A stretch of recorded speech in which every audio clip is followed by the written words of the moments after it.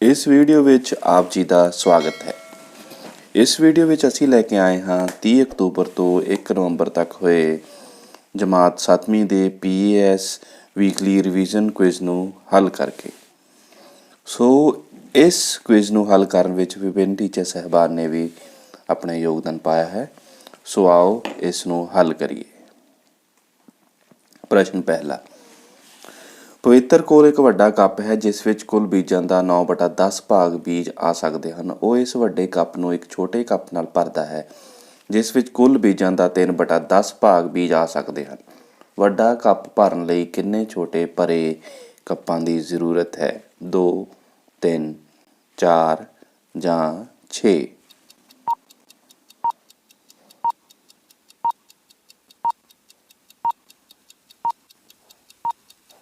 ਸੋ ਉੱਤਰ ਹੈ ਇਸ ਦਾ 3।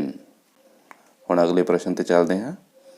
ਦਿੱਤੇ ਗਏ ਚਿੱਤਰ ਵਿੱਚ ਜੇਕਰ ਐਂਗਲ 1 ਦਾ ਮਾਪ 80 ਡਿਗਰੀ ਹੋਵੇ ਤਾਂ ਐਂਗਲ 2 ਦਾ ਮਾਪ ਕਿੰਨਾ ਹੋਵੇਗਾ? So in the given figure, if measure of angle 1 is 80 degree, then what is the measure of angle 2? 80, 120 or 180?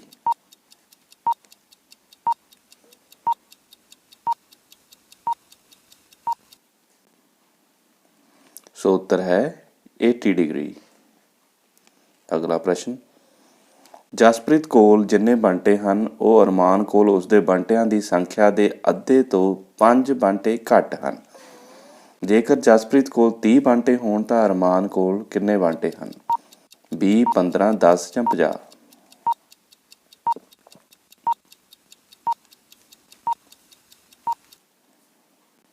ਸੋ ਇਸ ਦਾ ਉੱਤਰ ਹੈ 10 ਬੰਟੇ। ਅਗਲਾ ਪ੍ਰਸ਼ਨ। ਇੱਕ ਕਾਰ 4 ਘੰਟੇ ਵਿੱਚ 200 ਕਿਲੋਮੀਟਰ ਦੂਰੀ ਤੈਅ ਕਰਦੀ ਹੈ। ਇਹ ਕਾਰ 1 ਘੰਟੇ ਵਿੱਚ ਕਿੰਨੀ ਦੂਰੀ ਤੈਅ ਕਰੇਗੀ? 80 ਕਿਲੋਮੀਟਰ, 100 ਕਿਲੋਮੀਟਰ, 60 ਕਿਲੋਮੀਟਰ ਜਾਂ 50 ਕਿਲੋਮੀਟਰ?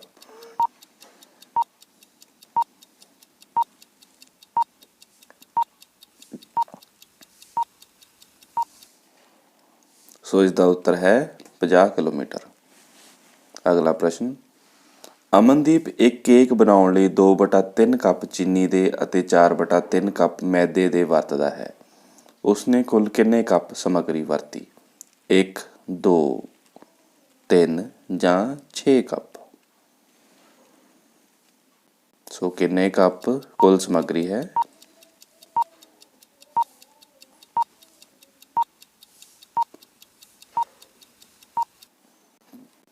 ਸੋ ਇਸ ਦਾ ਉੱਤਰ ਹੈ 2 ਕੱਪ।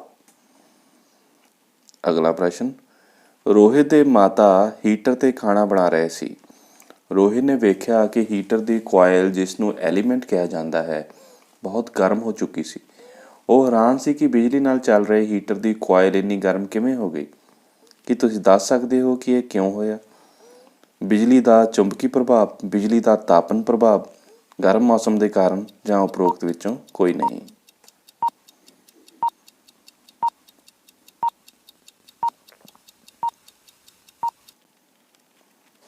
ਬਿਜਲੀ ਦੇ ਤਾਪਨ ਪ੍ਰਭਾਵ ਕਾਰਨ ਹੋਇਆ ਸੀ ਇਹ। ਸੋ ਅਗਲਾ ਪ੍ਰਸ਼ਨ। ਅਧਿਆਪਕ ਗਰਾਊਂਡ ਵਿੱਚ ਵਿਦਿਆਰਥੀਆਂ ਨੂੰ ਬਿਠਾ ਕੇ ਪੇਪਰ ਲੈ ਰਹੇ ਸਨ।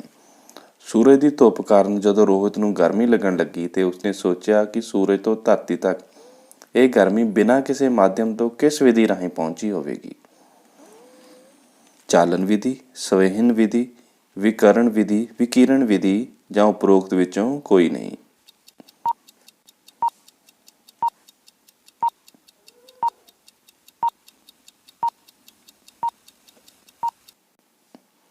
ਸੋ ਇਸ ਦਾ ਉੱਤਰ ਹੈ ਵਿਕਿਰਣ ਵਿਧੀ ਰਾਹੀਂ। ਅਗਲਾ ਪ੍ਰਸ਼ਨ। ਵਿਸ਼ਾਲ ਨੇ ਵੇਖਿਆ ਕਿ ਉੱਨ ਬਣਾਉਣ ਲਈ ਭੇਡਾਂ ਦੇ ਵਾਲ ਕੱਟੇ ਜਾ ਰਹੇ ਸਨ ਜੋ ਕਿ ਬਹੁਤ ਗੰਦੇ ਸੀ, ਪਰ ਉਸਨੂੰ ਇਹ ਹੈਰਾਨੀ ਸੀ ਕਿ ਜਦੋਂ ਉਸਦੇ ਮਾਤਾ ਉੱਨ ਖਰੀਦ ਕੇ ਲਿਆਏ ਤਾਂ ਉਹ ਬਿਲਕੁਲ ਸਾਫ਼ ਸੀ। ਉਸਨੇ ਆਪਣੇ ਅਧਿਆਪਕ ਤੋਂ ਪੁੱਛਿਆ ਕਿ ਇਹ ਉੱਨ ਇੰਨੀ ਸਾਫ਼ ਕਿਵੇਂ ਹੋਈ? ਰੀਲਿੰਗ ਰਾਹੀਂ, ਅਭਿਮਾਰਜਨ ਰਾਹੀਂ, ਕਟਾਈ ਰਾਹੀਂ ਜਾਂ ਉਪਰੋਕਤ ਵਿੱਚੋਂ ਕੋਈ ਨਹੀਂ?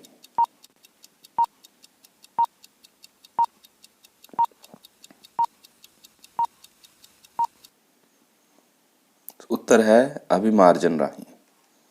ਅਗਲਾ ਪ੍ਰਸ਼ਨ।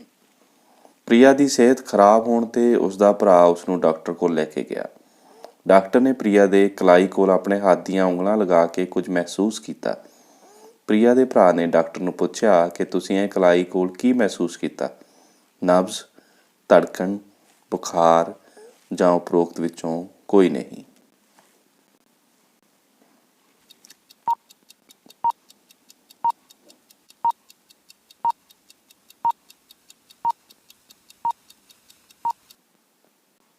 ਇਸ ਦਾ ਉੱਤਰ ਹੈ ਨਬਜ਼।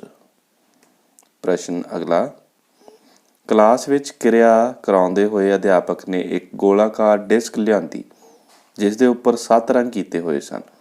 ਜਦੋਂ ਉਸ ਨੂੰ ਘੁਮਾਇਆ ਗਿਆ ਤਾਂ 7 ਰੰਗਾਂ ਦੀ ਜਗ੍ਹਾ ਸਫੇਦ ਰੰਗ ਦਿਖਾਈ ਦਿੰਦਾ ਸੀ। ਕਿ ਤੁਸੀਂ ਇਸ ਯੰਤਰ ਦਾ ਨਾਮ ਦੱਸ ਸਕਦੇ ਹੋ?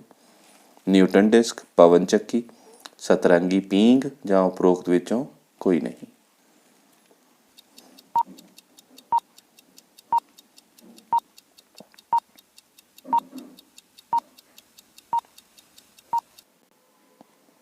ਸੋ ਇਸ ਯੰਤਰ ਦਾ ਨਾਮ ਹੈ Newton disc.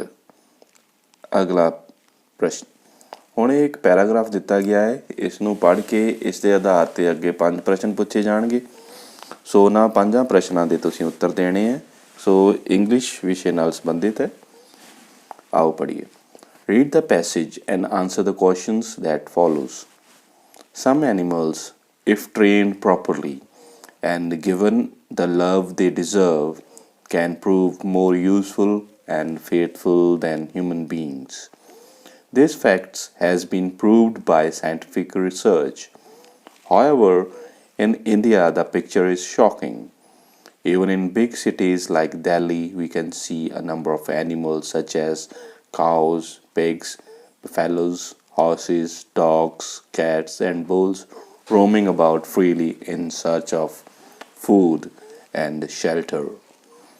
These stray animals, when they get old, are abandoned by their owner.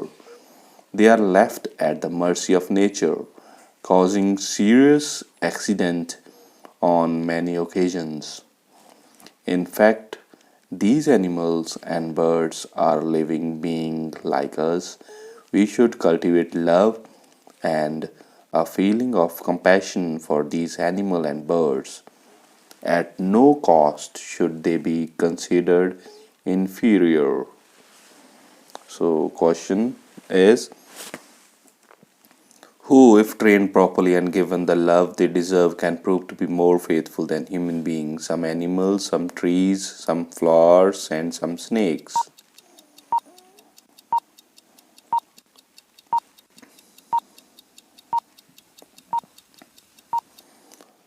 So the answer of this question is some animals. Now go to the next question. Name the city mentioned in the passage where animals move about freely. Mumbai, Chennai, Delhi, Kolkata.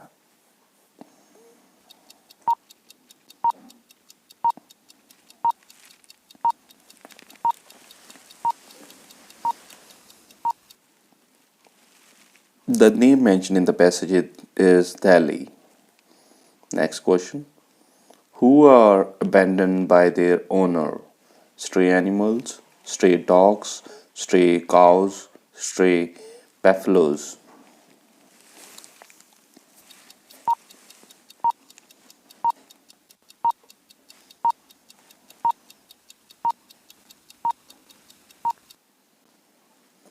So the answer is stray animals. Next question.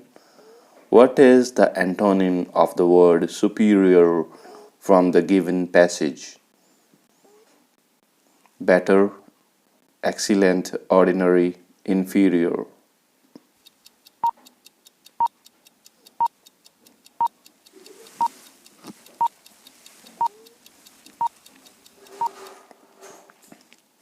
The answer is inferior.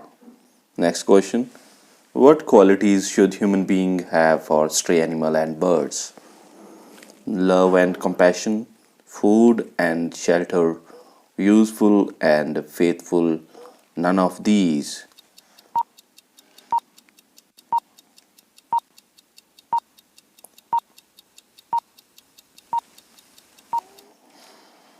So the answer of this question is love and compassion. अब हिंदी भाग की ओर चलते हैं। भारत शब्द के वर्ण विच्छेद से संबंधित सही विकल्प चुनें। इनमें से सही विकल्प चुनना है। भारत शब्द का वर्ण विच्छेद करना है।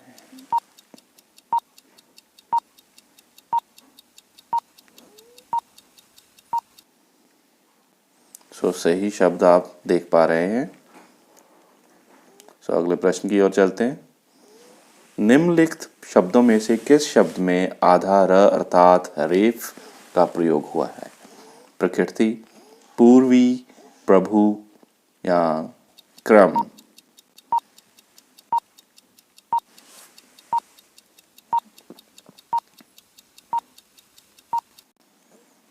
वो शब्द है पूर्वी। अगला प्रश्न, पंजाबी शब्द अक्षर का सही हिंदी भाषा में अनुवाद किया हुआ शब्द कौन सा है? अक्षर, अक्षर, अक्षर, अक्सर?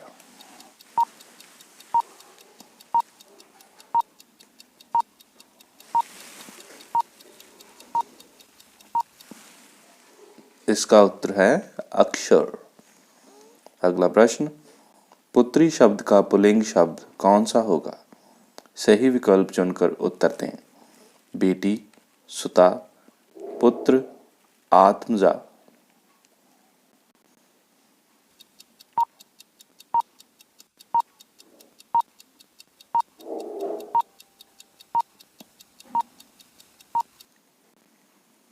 पुत्री शब्द का पुल्लिंग है पुत्र। अगला प्रश्न, भारत के बच्चे होने के नाते आप क्या करना चाहेंगे? नई उमंगों, आशाओं का संदेश देना चाहेंगे, कुछ कर दिखलाना चाहेंगे, ऊंचाइयों को छूना चाहेंगे या उपयुक्त सभी? भारत के बच्चे होने के नाते आप क्या करना चाहेंगे?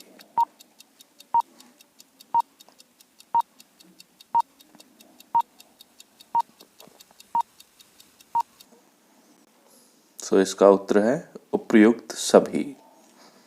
हुण पंजाबी भाग वाल चलते हैं। मां किस ਲਈ मानता ਧਾਰਦੀ है? सोहने कपड़िਆਂ ਲਈ, पैसिਆਂ ਲਈ ਜਾਂ सोहने घर ਲਈ ਜਾਂ औलाद ਲਈ?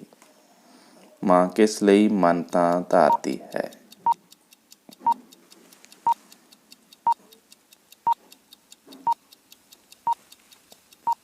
उत्तर है औलाद ਲਈ। अगला प्रश्न, ਮੇਮ ਦੀਆਂ ਕਿਆਰੀਆਂ ਵਿੱਚ ਕਿਹੜੇ ਫੁੱਲ ਖਿੜੇ ਹੋਏ ਸਨ? ਗੁਲਾਬ, ਕਮਲ, ਗੇਂਦਾ ਜਾਂ ਲਿਲੀ? ਮੇਮ ਦੀਆਂ ਕਿਆਰੀਆਂ ਵਿੱਚ ਕਿਹੜੇ ਫੁੱਲ ਖਿੜੇ ਹੋਏ ਸਨ?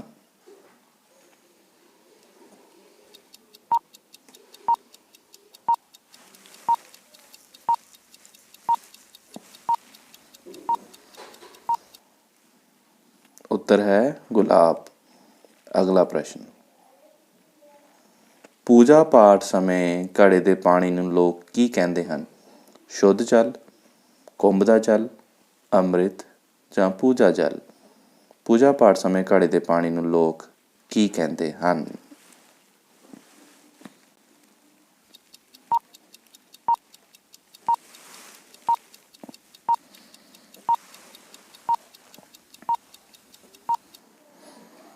उत्तर है कुंभ दा जल। अगला प्रश्न, तुहाडा भरा पढ़दा बहुत है पर खेडदा बिल्कुल नहीं, तुसी की करोगे? माता पिता नूं शिकायत करोगे, अध्यापक नूं शिकायत करोगे, पढ़ाई ते ही ध्यान रखण लई कहोगे जां पढ़ाई दे नाल नाल खेडां दी महत्ता बारे दसोगे?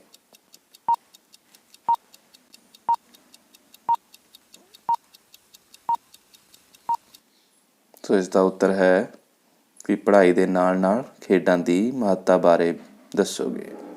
अगला प्रश्न, न्याई किस नूं आखदे हन?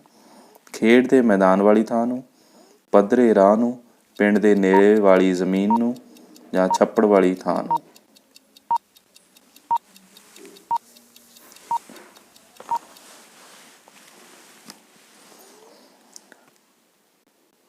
इसका उत्तर है पिंड दे नेड़े वाली जमीन। अगला प्रश्न, सुखमणी अपने वड्डे भरा नाल पार्क विच घूम रही सी। अचानक तेज हनेरी, बदल अते मींह शुरू हो गए। ਸੁਖਮਨੀ ਨੇ ਆਪਣੇ ਭਰਾ ਤੋਂ ਪੁੱਛਿਆ ਕਿ ਇਹ ਕਿਰਿਆਵਾਂ ਵਾਯੂਮੰਡਲ ਦੇ ਕਿਸ ਮੰਡਲ ਵਿੱਚ ਹੁੰਦੀਆਂ ਹਨ। ਤੁਹਾਡੇ ਅਨੁਸਾਰ ਸਹੀ ਉੱਤਰ ਕੀ ਹੋਵੇਗਾ? ਅਸ਼ਾਂਤੀ ਮੰਡਲ, ਸਮਤਾਪ ਮੰਡਲ, ਮੱਧਵਰਤੀ ਮੰਡਲ ਜਾਂ ਤਾਪ ਮੰਡਲ?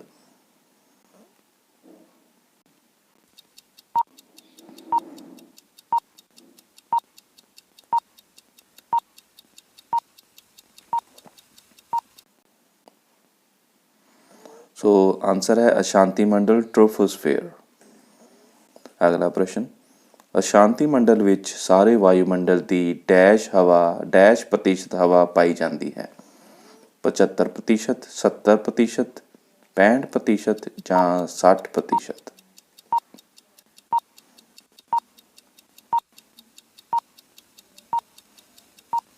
ਸੋ ਉੱਤਰ ਹੈ 75%। ਅਗਲਾ ਪ੍ਰਸ਼ਨ, ਜੈਸਮੀਨ ਇੱਕ ਵਾਰ ਸ਼ਿਮਲੇ ਗਈ। ਉੱਥੇ ਬਹੁਤ ਜ਼ਿਆਦਾ ਵਰਖਾ ਹੋ ਰਹੀ ਸੀ।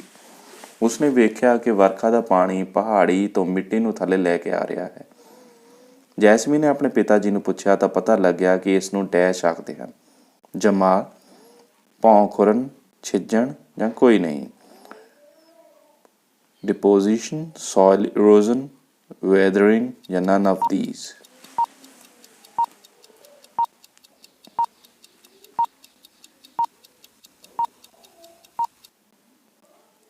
ਇਸ ਨੂੰ ਭੌਂ ਖੁਰਨ ਆਖਦੇ ਹਨ। ਸੋ ਅਗਲਾ ਪ੍ਰਸ਼ਨ, ਭੌਂ ਪਾਣੀ, ਹਵਾ ਅਤੇ ਸੂਰਜ ਦੀ ਗਰਮੀ ਧਰਤੀ ਦੇ ਹਰ ਪ੍ਰਕਾਰ ਦੀ ਜੂਨੀ ਭਾਵ ਜੀਵ ਜੰਤੂ ਨੂੰ ਜਨਮ ਦਿੰਦੀ ਹੈ। ਜਿੱਥੇ ਇਹਨਾਂ ਸਾਰੇ ਤੱਥਾਂ ਦਾ ਆਪਸੀ ਤਾਲਮੇਲ ਹੁੰਦਾ ਹੈ ਉੱਥੇ ਹੀ ਜੀਵਨ ਸੰਭਵ ਹੈ। ਇਸ ਤਾਲਮੇਲ ਖੰਡ ਨੂੰ ਕੀ ਆਖਦੇ ਹਨ? ਥਲ ਮੰਡਲ, ਜਲ ਮੰਡਲ, ਵਾਯੂਮੰਡਲ ਜਾਂ ਜੀਵ ਮੰਡਲ? ਲਿਥੋਸਫੇਅਰ, ਹਾਈਡਰੋਸਫੇਅਰ, ਐਟਮੋਸਫੇਅਰ ਜਾਂ ਬਾਇਓਸਫੇਅਰ?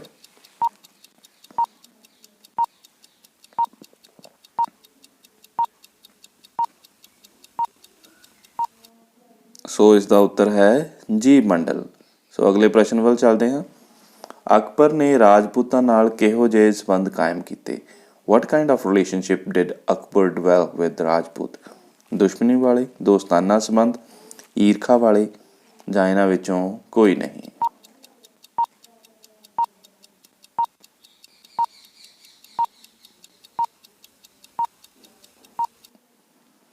ਸੋ ਇਸ ਦਾ ਉੱਤਰ ਹੈ ਦੋਸਤਾਨਾ ਸੰਬੰਧ।